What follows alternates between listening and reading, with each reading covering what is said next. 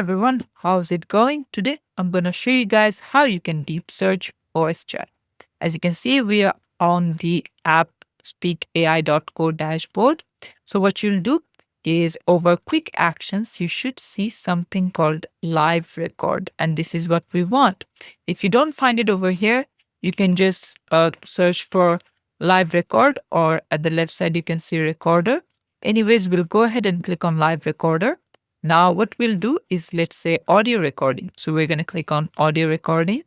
As you can see, the name of the recording, the transcribe, what folder, default, things like that. So if I just press on record, hey, how's it going? How are you?